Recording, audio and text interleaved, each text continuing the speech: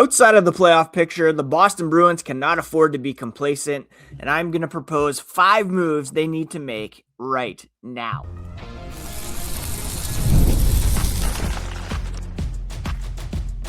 You're Locked On Bruins, your daily podcast on the Boston Bruins, part of the Locked On Podcast Network, your team every day.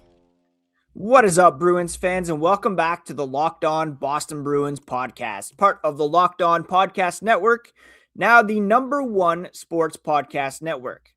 Today is Thursday, January 8th, and I am your host, Ian McLaren, a lifelong Boston Bruins fan who has been covering this team and the NHL in general for major outlets for around 20 years now.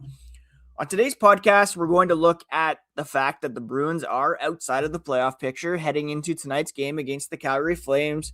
They're coming off a pretty brutal loss to the Seattle Kraken, and you just can't waste time making some decisions on key players. I'm going to outline a handful of moves that I want to see them make ASAP, beginning with waiving Joonas Korpisalo, recalling Michael DiPietro, all the way down to making some decisions on Casey Mittelstadt and Paval Zacha. We will also preview tonight's game against the Calgary Flames, their first of 3 games over the next 4 days. The reality is the Boston Bruins cannot continue to carry Jeremy Swayman and Joonas Korpisalo the way they are. Swayman has been carrying the lion's share of the load over the last little bit, and while he's certainly capable of playing at a 1A level over the course of an entire season, and he's had a much better year this year than last, the reality is he needs some support. And while I've heard, tweets coming at me saying, this is not their biggest problem, this is far down the list of the Bruins' issues, it's not really, because, they're not the best defensive team, but when you have your below league average backup goaltender in the net, it just magnifies those defensive issues even more. Jeremy Swayman is good enough to cover them up and to bail them out as much as he can. Obviously not to the extent where they're winning every night, but he needs someone to spot him some starts, give him a bit of more rest, and to help carry the load here down the stretch. And they also need to look a bit to the future as well. Joonas Korpisalo, over 30, even at the $3 million that he's being paid by the Bruins, 75% of his current contract, 25% of it is being retained by the Ottawa Senators. That cap hit is an anchor, and his play is bringing the team down. 3.6 goals against average, .882 save percentage, among the league's worst for any goaltender. Meanwhile, Michael DiPietro has blossomed in Providence. He won the AHL's Baz Bastion Award as the top goaltender in the league last season, and he's come back posting a league-leading .935 save percentage, which is insane. 12-4, .935 save percentage, and 1.86 goals against average. He was the goaltender of the year in the AHL last season, and his numbers halfway through this season are even better than they were last year. And when you look at, Boston's defensive issues, those aren't really new. They've been not the greatest defensive team dating back to the final years of Bruce Cassidy's tenure, all through Montgomery's tenure, and now with Marco Sturm under the helm, trying this kind of man-to-man defense approach. It's not really clicking. It's not working, and that's partly a personnel issue. The Bruins have some big holes on the blue line, but it's also further exposed by Korpisalo coming in net and laying eggs on a regular basis. In the past, the Bruins had Swayman and Linus Ullmark to rely on, and that 1-2 punch, 2 bona fide starting goaltenders, they were able to bring that, elite Jennings winning save percentages to the table and to kind of hide those defensive issues. The Bruins are one of the worst puck possession teams in the NHL. They got lit up the other night by Seattle, who is not a great offensive team. With 3 games coming up here in 4 days, you're going to have to rely on Korpisalo for at least one of those games. Is that going to be against the New York Rangers, the Pittsburgh Penguins, tonight against the Flames? Likely one of the 2 weekend games. And the way he's playing right now, you might as well circle that as a loss. And maybe that's what the Bruins want to do, just accumulate some losses. Maybe that's why they're keeping him in the mix. But Michael DiPietro re-signed with the Bruins this past offseason with a view to playing in the NHL. And the way he's played warrants an NHL call-up. And the loyalty he displayed by re-signing with the Bruins instead of looking at options elsewhere should be rewarded as well. So that's the first move I'm making, like this morning, yesterday. That should have been happening. To dump him, I mean, there's probably zero market. The Bruins would have to retain and attach a pick to it. The more likely thing is just to put him on waivers and bury his contract in the AHL. You still save a bit of money, but it's also a clear performance upgrade. He would provide Swayman with a reliable partner who can actually steal games, preventing Swayman from burning out before March. The next moves that I am looking to make are dealing Victor Arvidsson and Andrew Peeke. Arvidsson was brought in as kind of a transition player on the right side behind David Pastrnak. He hasn't been bad. He's only played 28 games. He does have like 15 points in those games, but he's really a stopgap as the Bruins look to find a permanent solution on the second line right wing.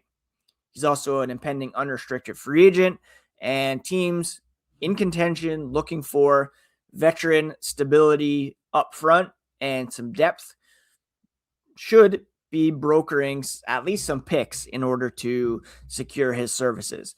Same thing with Andrew Peeke. He is leading the team in blocks, but he's a redundant asset on a team that needs more transition speed, and he's just been caved. Really, he's blocking a lot of shots because the fact is he's often buried in the defensive zone. He's given up the most, or he's been on the ice for the most goals against among any Bruins defenseman this season. And he, like Arvidsson, an impending unrestricted free agent, cash out on those guys. I would not be re-signing them, and it would clear the path for acquiring a more permanent solution at that position, or at the very least, clearing the way for a Victor Soderstrom, who looked pretty good when he came up, Michael Callahan, Jordan Harris, when they're healthy, just clearing the way for some of these guys and really seeing what you have. With Hampus Lindholm out, like not day to day, perhaps until after the Olympic break, it would make sense to clear those guys out and bring in a top 4 defenseman who can act as a stabilizer for, in the absence of Hampus Lindholm, and a guy who can stay with the team long-term. Think the Hampus Lindholm trade, which they made with the Anaheim Ducks. That shored up the defense. It was a guy who had some control on his contract, who signed long-term. Those are the kinds of things that the Bruins need to be looking at. So right now, I'm dumping Korpisalo, recalling DiPietro. I am trading away, don't delay in terms of considering yourself a seller. Trade Victor Arvidsson, trade Andrew Peeke, get what you can get for them, clear some paths for some younger players to come up, and perhaps also trade for a defenseman. We'll discuss those 2 moves as well as my 5th and final move the Bruins need to make immediately here as the podcast continues.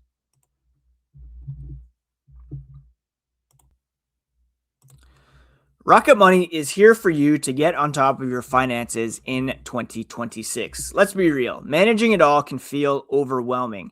Between subscriptions you forgot about, bills that keep piling up, trying to figure out where all your money is actually going, it's easy to feel like you're losing control. And who has time to track every transaction and hunt down hidden fees? That's where Rocket Money comes in, a personal finance app that helps you take control. It finds, cancels unwanted subscriptions, monitors your spending, and helps lower your bills so you can grow your savings. I love how it tracks all my subscriptions and lets me cancel them right in the app with just a few taps. No more hunting down customer service numbers or passwords that you have forgotten a long time ago. Let Rocket Money help you reach our financial goals faster. Join at rocketmoney.com/lockedon. That's rocketmoney.com/lockedon. It consolidates your checking, savings, loans, investments into a single dashboard so you get a clear view of your entire financial picture. That's all available at rocketmoney.com/lockedon.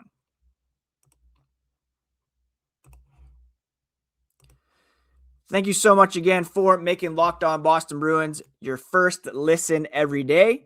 And thank you for making Locked On the #1 sports podcast network.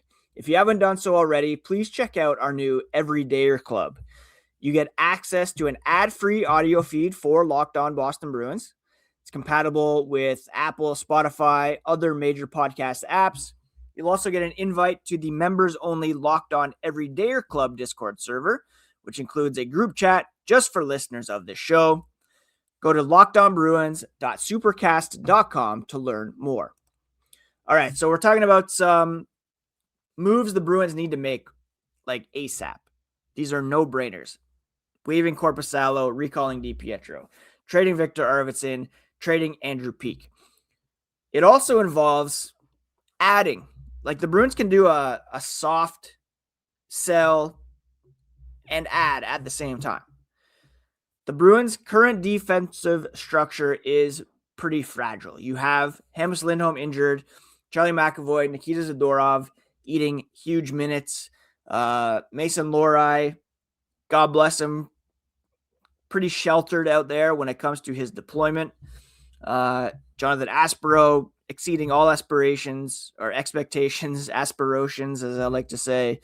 Andrew Peeke, Henry Jokiharju, not really the long-term answers behind Charlie McAvoy there on the right side. Maybe you go out and try to move Peeke out, maybe even Lohrei out, and rather than bringing in a 30-plus rental, you make a hockey trade for a player kind of in their early to mid-20s. You have a guy like Rasmus Andersson, who 29, a premier right shot defenseman who can anchor a second pair, run a power play. He would fit right in, being familiar with Nikita Zadorov, Elias Lindholm from the Calgary Flames days. He'll be pretty expensive to re-sign perhaps, but acquiring him allows you to take some of the pressure off McAvoy, Zadorov, Lindholm when he gets back, and a guy that you could sign for the next several years to run as kind of one of those secondary core guys, along with Zadorov, Lindholm, complementing the core of Jeremy Swayman, Charlie McAvoy, David Pastrnak, Andrew Peeke. There's also Pavel Mintyukov in Anaheim, who has reportedly asked for a trade. Maybe you look at picking up a guy like Mario Ferraro from the San Jose Sharks. He's kind of like the ultimate Bruins defenseman. High character leader, relentless physical game, consistently leads the Sharks in blocks, hits while logging nearly 23 minutes a night. He's young enough to be part of this core for the next several years. His contract is team friendly, making him easy to fit even before moving other assets. And he'd really complement some of your top guys. Now, the Sharks are in playoff contention at the moment, and he's under contract for this year and to next. So maybe you have to make a bit of a bigger deal there, but he's the perfect kind of guy. I would also look at Mintyukov. He's younger. He's got a right-hand shot, power play potential. Those are some things that you can do. So we're not just talking about selling off and going into a deep rebuild here, but it's moving some pieces out and also bringing some pieces in that you can use and build with moving forward. We're also talking about fully committing to the youth brigade, right? The Bruins veteran bottom six of Tanner Jeannot, Sean Kuraly, Mikey Eyssimont, Mark Kastelic has provided some grit, but not really much in the way of secondary scoring. Fraser Minton has provided a real spark. He's looked very poised and reliable over the last handful of games, especially. And he's the kind of target, like I talked about earlier this week, that you want to pinpoint coming up near the trade deadline. There's a couple guys, though, that we need to see what they can do at the NHL level, because if we're looking to make some trades to add to the core for the future, maybe these are guys that will or won't fit into that mix. And if they're not going to, it's important to get them some NHL reps, get them some exposure so that either you see what they can do and commit to them, or you cut your losses and include them in trades. And I'm talking specifically of Matt Poitras, Fabian Lysell, both of whom have had some NHL experience, who have looked good in their time. We need to find out if they're good AHLers or they can be good NHLers as well. And in a league that's getting faster and younger, the Bruins can't afford to bury their creative playmakers in the AHL in favor of heavy veterans who maybe can't keep up with the play. And that, Mikey Eyssimont could be a guy who gets some attention on the trade market. He's under contract for this year and next. Same with Sean Kuraly. Guys like Tanner Jeannot, Mark Kastelic are in the mix for a bit longer. So maybe the Bruins need to get a bit more balanced lineup, have a fourth line of Husnudinov, Kuraly, Kastelic, and then have Jeannot with Minton and Poitras. Bring up Lysell, put him in that Arvidsson spot while you move him out. Look, if the Bruins aren't going anywhere this season, it behooves them to see what they have in these guys. If they don't believe in them long term, they can package them for upgrades elsewhere. If you're not going to be making the playoffs, what are you hurting by bringing them up? You're not chasing wins. If you're chasing lottery balls, it makes sense to call them up. So, again, Korpisalo gone. Trade a couple pending UFAs. Make a trade for a defenseman. Call up Matt Poitras, Fabian Lysell. And finally, the fifth thing they need to do is decide on the futures of Pavel Zacha and Casey Mittelstadt. They're both playing on the second line at the moment, and it gives them depth. They play similar, middle six center roles with versatility to play the wing. Casey Mittelstadt, a bit younger, could be a bit more valuable, but I think Zacha is the big trade chip here for teams who are really looking to contend because his salary cap hit is lower, and he's got this season and next on his contract. You risk alienating David Pastrnak perhaps by trading Pavel Zacha, countryman, one of his best friends. But look, if they aren't 100% sure that either of these guys are long-term core pieces, they should move them while their value is high to address their really lack of elite scoring in the top six, or recoup some of the picks, prospects they've traded away in recent years. Both of them are young enough to be part of a core that competes over the next handful of years. And I wouldn't be mad if they kept either or both of them, to be honest, because they are good hockey players. Pavel Zacha especially has been so important to this team and was a major win for Don Sweeney, trading just Eric Haula to the New Jersey Devils for Pavel Zacha. I think he is probably more of a long-term fit than Casey Mittelstadt. If that is the belief, then just re-sign Zacha now and deal Mittelstadt. If you think you can get a huge haul for Pavel Zacha, which you likely can, think of what the Bruins got last season for Charlie Coyle, who was older and similar situation where he had, term on his contract, but second round pick, Casey Mittelstadt and Will Zellers. That's looking very prime right now. You think you could probably get more for Pavel Zacha? And maybe you can end up re-signing him when he's an unrestricted free agent in a couple of years as they navigate this transition. I still think he's important to this transition. They can't just go a full youth movement because that could implode pretty quickly. You need some of those veteran guys around. They just need to make a decision what they want to do. Pavel Zacha, we know, is highly coveted on the trade market, even with a team like the Montreal Canadiens have been interested. The Canucks seem to have been interested. For me, I'm avoiding adding a Kiefer Sherwood and really trying to be in the mix of looking for futures, because it really doesn't look as though the Bruins are going to be much of a threat this year in terms of playoff contention. And even if they get there, anything can happen, but it's unlikely to happen. So those are 5 moves, decisions the Bruins need to make immediately. In the even more immediate future, they have the Calgary Flames coming in tonight, and we'll preview that game here as the podcast continues.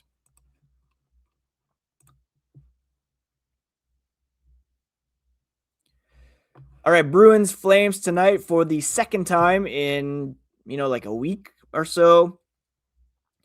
The Flames beat Boston last week in Calgary in overtime, and this is the second and final meeting between these two teams. And again, it's a winnable game for the Bruins, like I said last week. Calgary is not a good team. They're 18-21-4 heading into tonight's action.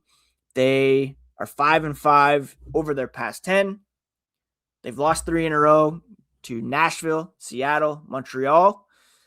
Yes, one of those wins came against the Bruins. The Bruins are 3-5-2 over their past 10, but they have won 2 of their past 3 before that major stinker the other night in Seattle. Mackenzie Weegar leads this team in points over the past 5 games with 4 assists. Blake Coleman with 2 goals. This is not a very impressive offensive team. In fact, they rank 30th in the NHL. Calgary does, with a goals for per game average of 2.58. They're not bad defensively, though, allowing only 2.98 goals per game. Dustin Wolf, Devin Cooley in net for them. Cooley has been the better goalie save percentage-wise, .914. Wolf, 899, 14, 17, and 2 record. So he's beatable. These Flames are incredibly beatable. They have the league's worst power play, 14.1%, which I guess is good because the Bruins have a real problem going to the penalty box on a regular basis. Knowing their luck, that will probably change tonight if they give the Flames some power play opportunities, which they always seem destined to do. The Bruins power play is 4th in the NHL. That's been covering up a lot of their issues this season. The penalty kill down to 18th, now below 80%. The Flames penalty kill is 10th at 81.5%. The Bruins are the 5th best face-off team in the NHL, going back to Zacha, Lindholm, Mittelstadt when he comes in, Minton. Flames are 18th, so the Bruins can get some possession there and really work the puck. And then again, Flames are 30th in goals for, 12th in goals against, whereas the Bruins are 12th in goals for and 25th in goals against. So take your pick here tonight. The Bruins, David Pastrnak leading the way with 5 goals over his past 5 games, including 8 total points. Flames are led in scoring by Nazem Kadri. He's got 32 points in 43 games. Michael Backlund, 26 points. Matt Coronado, Jonathan Huberdeau, Morgan Frost, Joel Farabee among the guys who can also get you. John Beecher out of the lineup with an injury for them. On the blue line, Rasmus Andersson, 27 points. Mackenzie Weegar with 16 points. X factor for Calgary could be Zane Parekh. He was unreal for Canada at the World Juniors. He did not play last night in Montreal because they said he was a bit banged up following the World Juniors.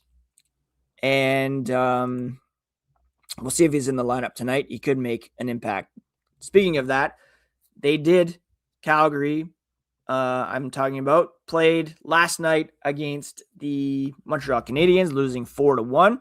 So perhaps the Bruins can catch them a bit tired, deflated, but that's what we said last week or the other night against Seattle, where Seattle was coming off a back-to-back and they took it to the Bruins. I'm just seeing the NHL playoff report coming from Dom Lucian of The Athletic, and he has the Bruins as the only playoff long shot in the Eastern Conference heading into tonight's game. There's kind of tiers basically in. He's got Tampa and Carolina. Safe shots, the Washington Capitals. Likely bets, Montreal, Florida. On the bubble, we got Detroit, Ottawa, Buffalo, Toronto.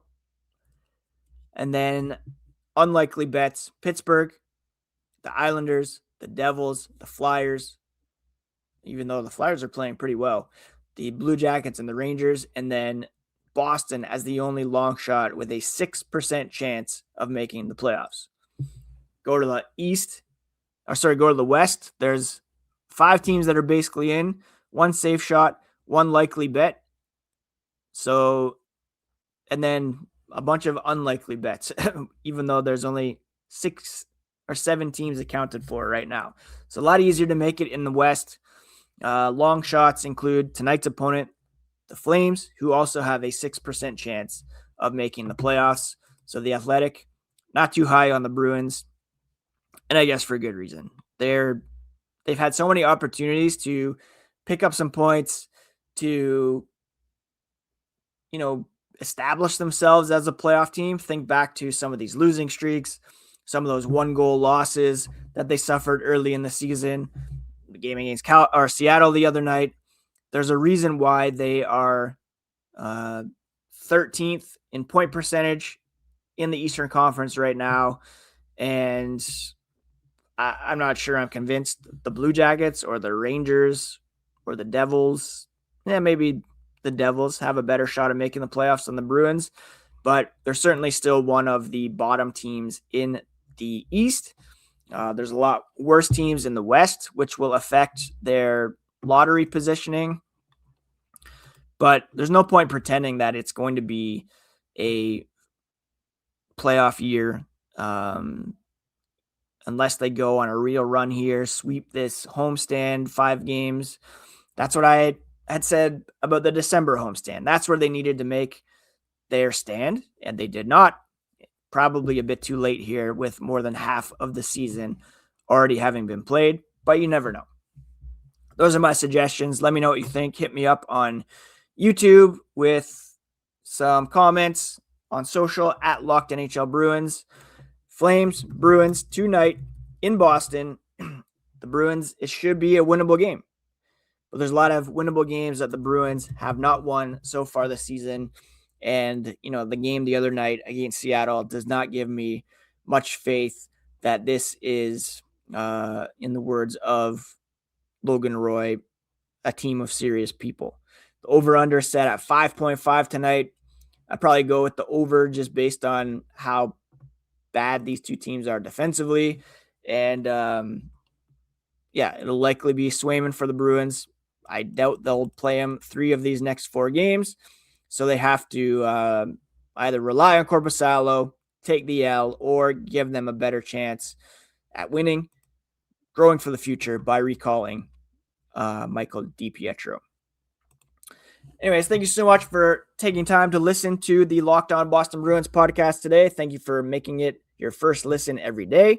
Tomorrow we'll recap whatever happens against the Flames, tee up this weekend's action, and bring you all the latest on the black and gold. Please subscribe and follow on your favorite podcast app and on YouTube so you get all the latest episodes. And if you do never miss an episode, the Everydayer Club is built specifically for you. Get Locked On Bruins ad-free, plus members-only Discord access and more. Head to lockedonbruins.supercast.com to join the club.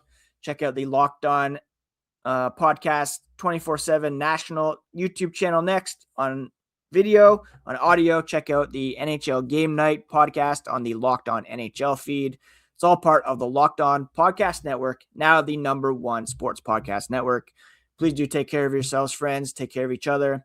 Crazy world out there, but at least we have our favorite team to talk about every day here on Locked On Boston Bruins.